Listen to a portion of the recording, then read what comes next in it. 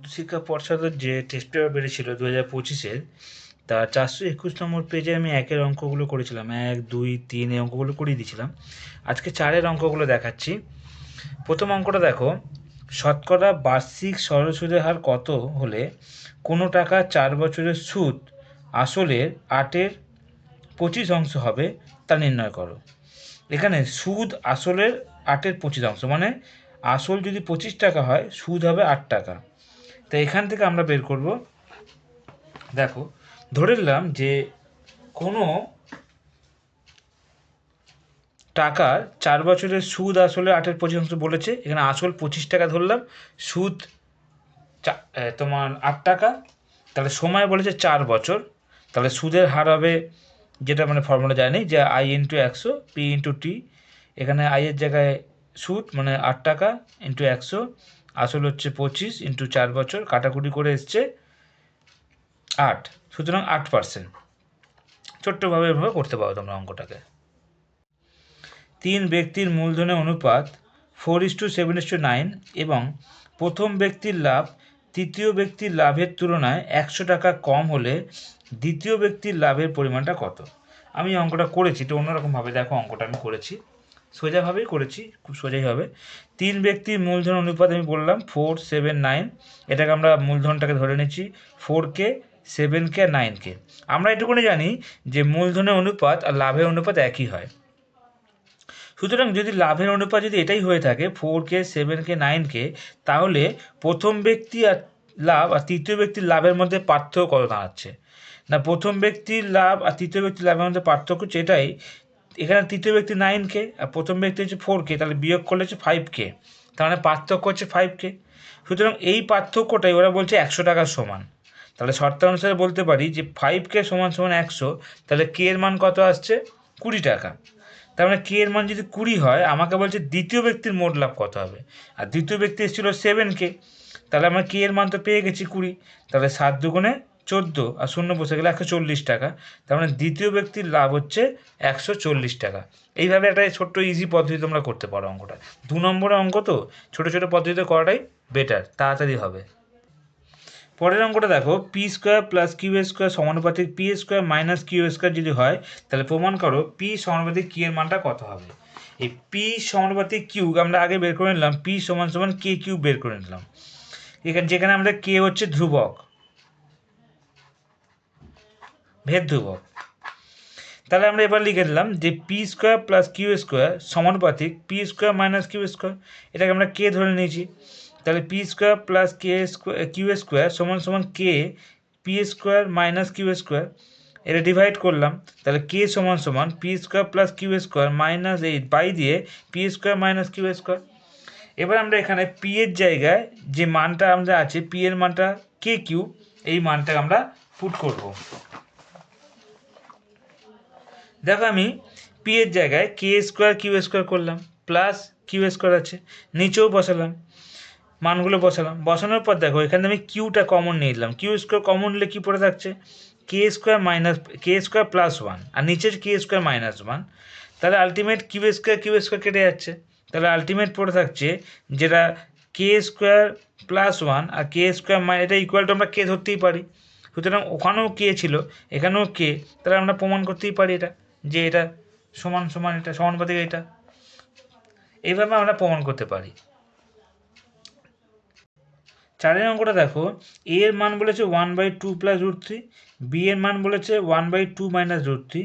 এবার আমাকে এই অঙ্কটাতে এই মানটা বসিয়ে পুট করতে, তার আগে আমি কী করব, এই দুটোকে আমি করণে নিরসক করে নেবো। তোমায় দেখাচ্ছি, দেখো প্রথমে দেখো A সমান সমান 1/2 + √3টা বসালাম, বসিয়ে প্লাস থাকলে মাইনাস দিয়ে ওপর নিচে করণে নিরসক করতে হয়, তাই প্লাসের জায়গায় 2 - √3 করলাম, ওপরেও করলাম নিচেও করলাম, করে এটাকে গুণ করে উপরে থাকলো 2 - √3, নিচে 2 করলে স্কোয়ার, যেহেতু A + B A - B square formula পড়ে যাচ্ছে, তাই √3 স্কোয়ার হচ্ছে 3, সুতরাং 4 থেকে 3 বিয়োগ করলে 1, 1 দিয়ে ভাগ করলে 2 - √3। এভাবে আমরা A এর মানটা বের করলাম। ঠিক একই রকমভাবে B এর মানটাও বের করলাম। দেখো 1/2 - √3, তার মানে মাইনাস থাকলে আমরা প্লাস দিয়ে ওপর নিচে গুণ করলাম, করার পর দেখো ওটা ওপরেরটা বসে গেল, নিচেটা দেখো a minus B A plus B একটা ফর্মুলা পড়লো, A square minus B square, এখানে 2a স্কোয়ার মানে 4 আর √3 স্কোয়ার মানে 3, 4 3 বিয়োগ করলে 1 ভাগ করলে 2 প্লাস √3, এইভাবে আমরা বি এর মানটা বের করলাম। এবার যে মানটা করতে বলেছে সেখানে আমরা মানটা বসাচ্ছি। দেখো 1/a প্লাস 1 আছে, আমি a এর জায়গায় মানটা বসালাম +1, এখানেও তাই বি এর জায়গায় মানটা বসালাম +1। এবার দেখো 2 এর সঙ্গে 1 যোগ করলে 3 হয়, তাহলে 3 মাইনাস √3, এটা 3 প্লাস √3। এবার নিচেরটাকে লসাগু করলাম, করে আমি এটাকে যোগ করলাম, ভগ্নাংশের যোগ করলাম, এটা দিয়ে এটা ভাগ করলাম, 3 মাইনাস √3 পড়ে থাকছে। তাহলে ওখান থেকে আমরা গিয়ে এটা প্লাস, ওটা গিয়ে প্লাসটা গুণ করে দিলাম একের সঙ্গে, আবার প্লাসে প্লাসে কিন্তু মাইনাস পড়ে থাকছে, 3 মাইনাস √3 ওপরে বসে গেল, আলটিমেট এটা হয়ে গেল। এবার √3 মাইনাস √3 কেটে গেল, তাহলে 3 3 6, আর নিচে a minus B A plus B A square মানে বি স্কোয়ার ফর্মুলা পড়ে যাচ্ছে, তাহলে 3 স্কোয়ার মানে 9, √3 স্কোয়ার মানে 3, 9 থেকে 3 বিয়োগ করলে 6, ওপরেও 6, 6 6 কেটে গেলে 1। এইভাবে তোমরা অঙ্কটাকে করতে পারো। 5 অঙ্কটা দেখো, 5 সেমি ব্যাসার্ধের একটি বৃত্তের দুটি সমান্তরাল জ্যায়ের দৈর্ঘ্য 6 সেমি ও 8 সেমি, জ্যা দুটির মধ্যে দূরত্ব কত? দেখো আমি একটা বৃত্ত এঁকেছি, একটা এবি জ্যা, একটা সিডি জ্যা। এবি জ্যায়ের দৈর্ঘ্যটা 6 সেমি ধরেছি, আর সিডিটাকে আমরা 8 সেমি। তার মাঝখান দিয়ে আমরা যেটা জ্যা ধরেছি তার অর্ধেক করে নিয়েছি, মানে পিবি 3 সেমি 2 দিয়ে ভাগ করে, আর এখান থেকে আমরা কিউডি সেটা হচ্ছে কত 4 সেমি, এটা বের করে নিয়েছি। আর ব্যাসার্ধ যেটা বলে দিয়েছে সেটা হচ্ছে 5 সেমি, তার মানে কি ওবি আর ওডি সমান সমান 5 সেমি বলে দিয়েছে আমাদের। এবার আমাদের যেটা বের করবো সেটা হচ্ছে দূরত্বটা, মানে কেন্দ্র থেকে জ্যায়ের যে ডিস্টেন্সটা সেটা পিও, সেটা আমি বের করব, আর একটা কিউও সেটা আমি বের করব। দুটো জ্যাকে বের করে যোগ করে দিলেই আমাদের অ্যান্সারটা চলে আসবে যে জ্যা দুটির মধ্যে দূরত্বটা কতটা। দেখো আমি ফর্মুলা ফেলছি এবারে, পিও সমান সমান √ কিউবি স্কোয়ার মাইনাস পিবি স্কোয়ার, তাহলে হচ্ছে 5 স্কোয়ার মাইনাস 3 স্কোয়ার, 25 মাইনাস 9 16, এটা বিয়োগ করলে বর্গমূল করলে 4, এইভাবে 4টা বেরিয়ে গেল। ঠিক একই রকমভাবে কিউডি স্কোয়ার মাইনাস এটা হচ্ছে OD square equal to QD square, OD মানে হচ্ছে এখানে তোমার এসছে কত 5 স্কোয়ার মাইনাস 4 স্কোয়ার, মানে 5 স্কোয়ার মানে 25, 4 স্কোয়ার মানে 16, বিয়োগ করলে 9, তাহলে বর্গমূল করলে তাহলে কত হচ্ছে 3। তাহলে একটা দেখো এবার যোগ করবো আমরা, পি কিউ সমান সমান দুটো যোগ করলে 4 3 7, তার মানে দুটো জায়ের ডিস্টেন্স হচ্ছে 7 সেমি।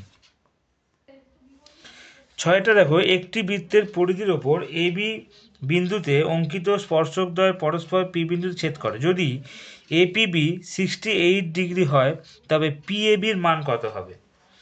দেখো প্রথমে আমরা আগে একটা বৃত্ত দিয়ে দুটো স্পর্শক এঁকে নিয়েছি আমরা পি বিন্দু থেকে, তারপর দেখো পিএবি, দেখো এটা হচ্ছে 68 ডিগ্রি, আর আমাকে বের করতে বলছে কত না পিএবি আর পিবিএ, এই দুটো কোণ বের করতে হবে।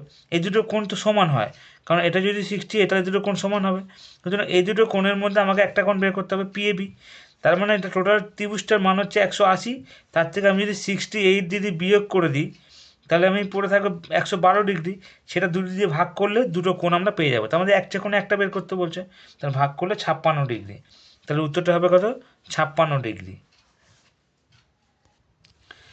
এবিসি ত্রিভুজে সমকোণী ত্রিভুজের এ সমকোণ এ থেকে বিসির ওপর একটা এডি লম্ব টানা হলো, এবি এবং এসি অনুপাত 3:4, এডি এখানে 8 সেমি, তাহলে বিডির দৈর্ঘ্য কত?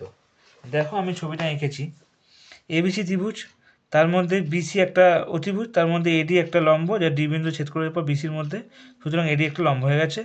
দেখো এখান থেকে বলেছে এসি 4 3:4, আর এবি বলেছে 3, দেখো এবি 3 এবি এসি 4, আমরা ধরে নিয়েছি যে এবিটাকে 3x আর এসিটাকে আমরা 4x ধরে নিয়েছি। এই যে দুখানা ত্রিভুজ, এখন দেখো এবিডি আর হচ্ছে এডিসি, দুখানা ত্রিভুজের মধ্যে আমাকে প্রমাণ করতে হবে লম্ব অতিভুজ দিয়ে আমি এটাকে ইকুয়েশন করব। লম্ব অতিভুজ, লম্ব মানে বিডি বাই এবি, দেখে নেবে তোমরা বিডি বাই এবি, আর একটা লম্ব অতিভুজ দেখো আর একটা ত্রিভুজের এডি বাই এসি, দুজনের লম্ব অতিভুজ দিয়ে আমরা মান বসালাম, বিডি বাই 3x আর এটার মান এডি বাই 4x, এডির জায়গায় আমরা 8 বসালাম। এবার আমরা এটাকে ডায়াগোনাল গুণ করলে বিডি ইকুয়ালস টু 8-এর সঙ্গে 3x গুণ বাই 4x, এক্সএস কেটে গেল, কাটাকুটি করলে 6, বিডির মান হচ্ছে 6 সেমি, এটাই অ্যান্সার হবে। কিন্তু বইতে আছে 1 সেমি, এটা ভুল আছে, এটাই 6 সেমিটাই উত্তর হবে। 8 দেখো cos theta plus sec theta equal to 2, এখান থেকে কস 2024 থিটা প্লাস সাইন 2024 থিটার মান কত হবে? দেখো প্রথমে আমি কি করলাম, কস থিটা প্লাস সেক থিটাকে ভাঙিয়ে নিলাম, 1/cos থিটা করলাম। এবার দেখো এটাকে ভগ্নাংশের একটা যোগ করলাম, নিচে কিছু নেই মানে 1 আছে, কস থিটার সঙ্গে 1 করলে cos theta, cos theta cos theta cos theta square plus 1, এটা কি গুণ করলাম 2 cos থিটা, এটা ফর্মুলায় পড়ে গেল। দেখো cos square theta minus 2 cos theta plus 1, এটা মানে কি a square minus 2ab plus b স্কোয়ারের ফর্মুলা, মানে a minus b whole square, এ মানে এখানে cos থিটা, বি মানে 1, তাহলে cos থিটা মাইনাস 1 এর হোল স্কোয়ার মানে cos থিটা ইকুয়াল টু 1 বেরিয়ে গেল। এবার তুমি কি করবে, আরেকটা ফর্মুলা ফেলবো, sine square plus cos square equal two 1, কারণ এখানে সাইনের মানটা বের করতে হবে। তাহলে sine square theta equal two, এখানে কসের জায়গায় 1 স্কোয়ার করলাম মানে 1 মানে 1, তাহলে 1-এর জায়গায় ওপরে গিয়ে 1 বিয়োগ করলে 0, তাহলে সাইন থিটা ইকুয়াল টু 0, স্কোয়ারটা রুট করলেও 0 আসবে, তাই সাইন থিটা ইকুয়াল 0 করে দিয়েছি। এবার আমরা এখানে মান বসাবো, এখানে দেখো কসের জায়গায় আমরা 1 পেয়েছিলাম, তাই 1-এর 2024 প্লাস আর 0 সাইন 0 বেরিয়েছে 0 2024, 0কে যাই পাওয়ার করি না কারণ 0ই বেরোবে, আর 1-এর যাই পাওয়ার করি না 1ই বেরোবে, তাই 1-এর সঙ্গে 0 গুণ করলে 1। এইভাবে তোমরা অঙ্কটা সলভ করতে পারো। 9টা দেখো tan 6 theta into tan 4 theta equal two 1, এখান থেকে সাইন 10 থিটা মান বের করতে হবে। দেখো খুব সুন্দর একটা পদ্ধতি আছে এখানে। এখানে আগে আমরা কি করব, এদিকে যে tan 4 থিটাটা আছে আমি ওপারে নিয়ে চলে গেলাম, এখানে 1 ছিল, 1-এর তলায় ভগ্নাংশ হবে কারণ গুণ ছিল ওপারে, তাই এটা বাই হয়ে গেল।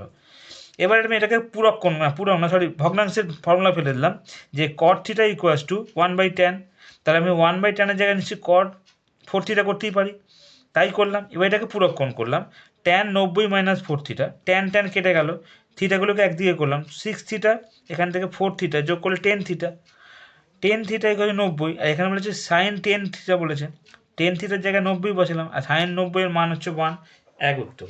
এইভাবেও করতে পারো। 10-এর অঙ্কটা দেখো, একটি লম্ববৃত্তাকার শঙ্কুর বক্ষতলের ক্ষেত্রফল ভূমির ক্ষেত্রফলের √10 গুণ, উচ্চতা ভূমির ব্যাসের অনুপাত কত হবে? এটা ভুল হয়, এটা ব্যাসার্ধ বলে, কোনো জায়গায় ব্যাস বলে, এটা খেয়াল রাখবে, এটা ব্যাসের অনুপাত বলেছে। তাহলে দেখো শঙ্কুর বক্ষতলের ক্ষেত্রফল πr/l, ভূমিতলের ক্ষেত্রফল πr², এটাকে শর্ত অনুসারে করলাম πr/l, যেহেতু ভূমির ক্ষেত্রফলের সঙ্গে √10 গুণ তাই √10 গুণ করলাম, এল পাই কেটে গেল, আর কেটে গেলে এল পড়ে থাকছে, এল এর মান তো জানি আমরা, না এল হচ্ছে তির্যক উচ্চতা, তার ফর্মুলা উচ্চতা স্কোয়ার প্লাস ব্যাসার্ধ স্কোয়ার মানে এইচ স্কোয়ার প্লাস আর স্কোয়ার √ওভার দিয়ে, তাই করলাম। উভয় দিকে বর্গ করিয়া পাই, তাই উভয় দিকে বর্গ করলাম, স্কোয়ার রুট কেটে গেল, পড়ে থাকছে এইচ স্কোয়ার প্লাস আর স্কোয়ার, এটা পড়ে থাকছে স্কোয়ার রুট কেটে গেলে 10r, তাই 10r পড়ে থাকলো। এবার আরগুলোকে একদিকে করলাম, 10r-এর সঙ্গে আর স্কোয়ার এপারে নিয়ে 9r স্কোয়ার করলাম, H square by R square, এটাকে বর্গমূল করলে কত হচ্ছে 3:1, মানে এটা উত্তর হচ্ছে এইচের মান 3 আর ব্যাসার্ধের মান হচ্ছে 1, কিন্তু আমাকে ব্যাস বের করতে বলছে, আবার বলছি ব্যাস বের করতে বলছে, তাই উচ্চতা যদি 3 হয় তাহলে ব্যাস হবে 2 তো অনুপাত হবে 3:2, এইভাবে অঙ্কটা করবে।